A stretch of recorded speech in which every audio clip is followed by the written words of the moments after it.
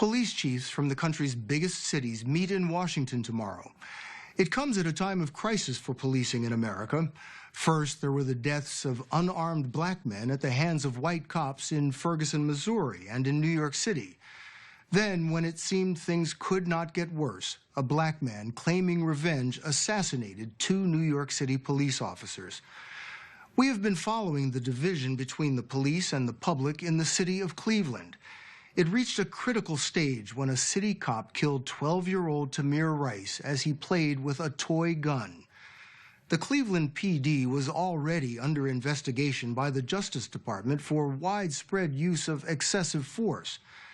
Now it's up to the city's chief of police, Calvin Williams, to calm the outrage and reform a department in one of the most violent cities in America. Are there bad guys within the police department? Of course there are. And it's my job to make sure we weed out the bad people from this division, and that we nurture and grow and support the good officers that are out there. Hang tight for a second. Why don't you guys sit in the car and let me talk to the commander. All right? All right. Okay. Chief Calvin Williams has been a cop in Cleveland for 29 years. He's faced one crisis after another since assuming command in February. No incident in Cleveland has been more horrifying than the killing of Tamir Rice. Security camera video captured Rice playing with a pellet gun. The police pulled up, and within 2 seconds, an officer shot the boy. On the left, you see Tamir's 14-year-old sister being tackled by police as she rushed to her dying brother.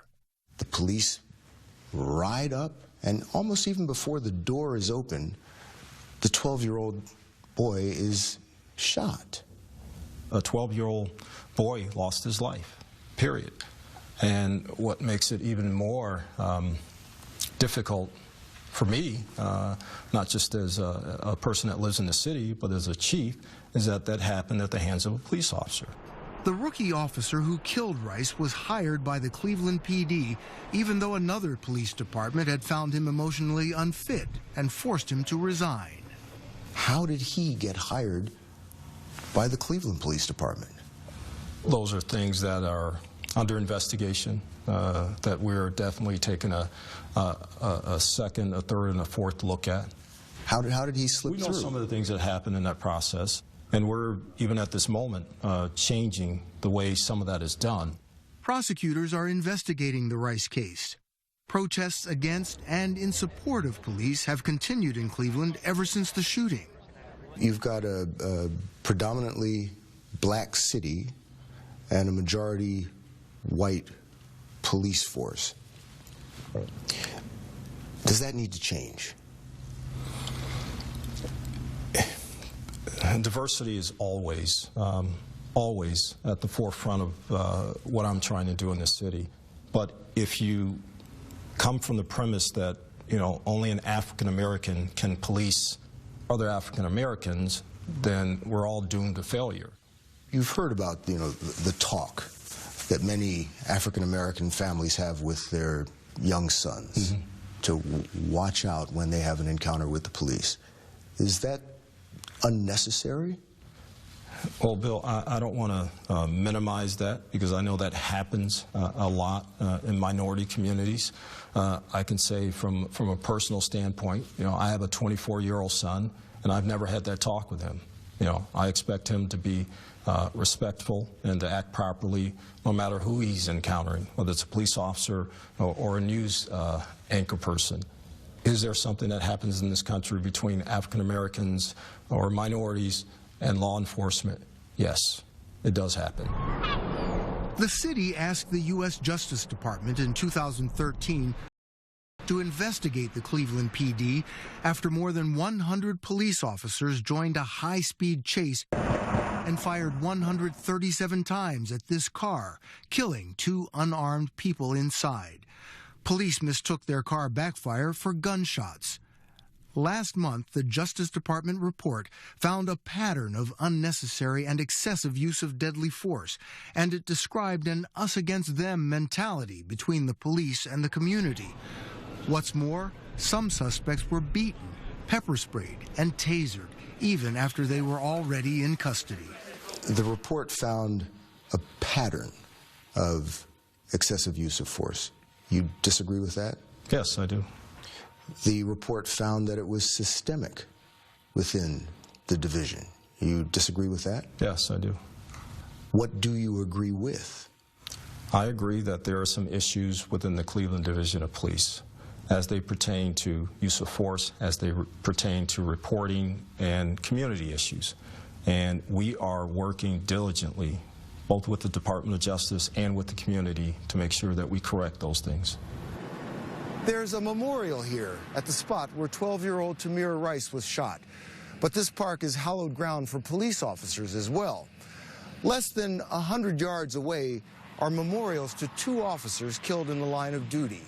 One was murdered by a drug dealer, another by a rape suspect. When it comes to pain in Cleveland, there's not much distance between the people and police. 6 Cleveland cops have been killed in the last 20 years. Danger and stress take their toll. A police officer's life expectancy here and around the country is 10 years shorter than the average American. Officers Shane Bayhoff and Eric Newton patrol Cleveland's 4th District. We just want to make sure everything was okay. The most dangerous beat in the city. They told us about a struggle with a drunk suspect who tried to grab Newton's gun. There's safeguards to keep it from just coming straight out, but I mean, you can hear that, and I can feel it tugging on my hip. He's trying to pull it out. With both hands. Were you scared? That had to be frightening. It's terrifying.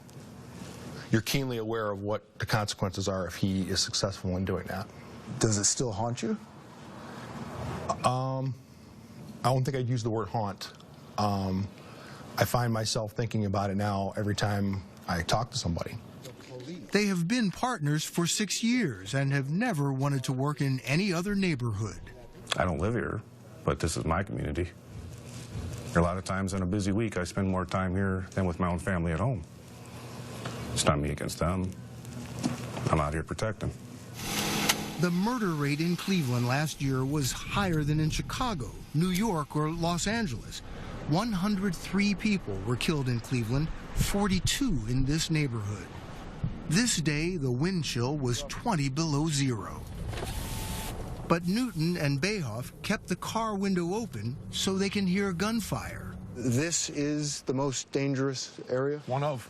I can tell you that there are some individuals in the community who do scare me a great deal, given the types of things that they've done in the past and, you know, the arrests that we've made involving them. Yeah, I mean, they scare me.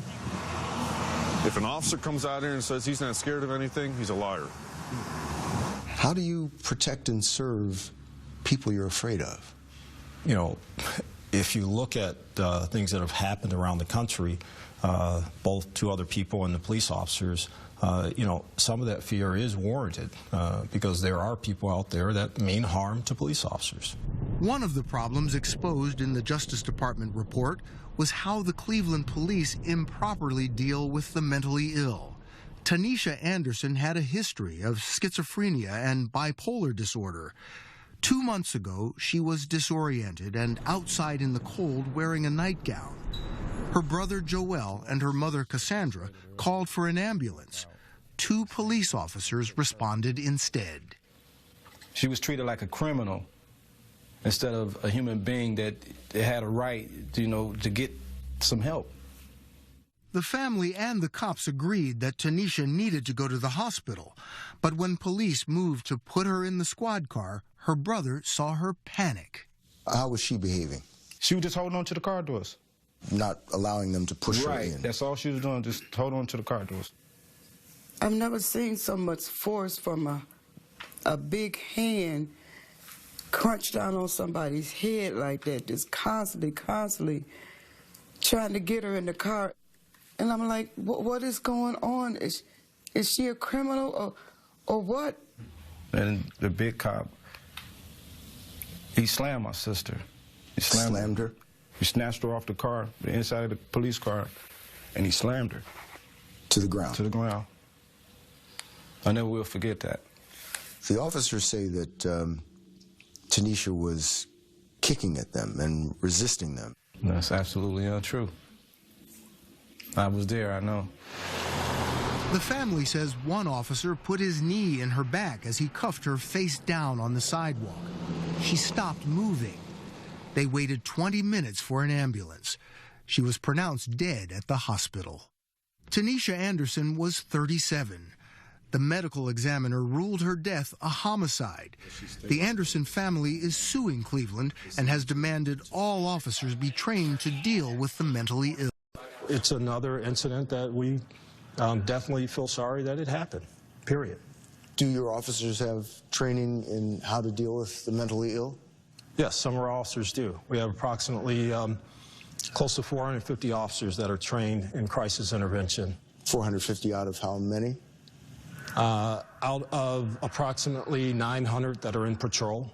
The agencies that were in place, I'd say 10 years ago, to handle things with the families, to handle things with mental illness, to handle things with addiction, aren't there anymore. People call 911, we have to respond. The department received a staggering 400,000 calls for assistance last year, more than one call per resident. Mike, what's going on? Chief Williams says he wants his officers to stop responding to so many non-emergency calls and instead get out of their squad cars and get to know the community. But it can be uncomfortable for police, which is exactly what we saw when we asked Officers Newton and Bayhoff to meet with some of the people they serve at this community center. What is the perception of the police? In this neighborhood, it's not that good. Some people get that badge on their chest and they think they become Superman. They got a right to take on the world. How do you differentiate these kids from the ones you call the bad guys? One of the things is probably a smile and a wave and how you doing, officer? Instead of spitting. Why do you think they would spit at you? Not everyone likes the police. It seems like every time a young black man is involved, they shoot first, ask questions later. Me and my partner have arrested hundreds of gun arrests. Neither one of us have ever fired a gun at anybody. Eric, you've been kind of quiet here. I'm not listening. What are you hearing? More communication. I've never encountered a situation that couldn't benefit from more communication. The Justice Department is insisting on reforms, including new rules on the use of deadly force and faster ways to discipline bad cops. Unfortunately, it takes time. You know, I for one, would love to be able to wave my magic wand and have this change tonight.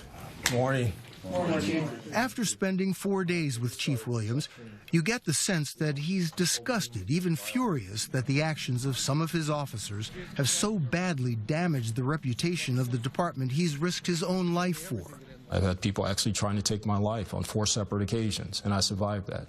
I can give you a whole list of officers attacked with deadly weapons that survive and don't end up using deadly force against that person.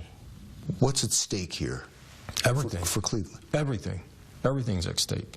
I mean, I talk to people every day that say, we support you and we know you have a difficult job to do with the Division of Police, but we know in the end this police department will be better. And if that's not the case at the end of this, then I failed at my job, and I hate to fail.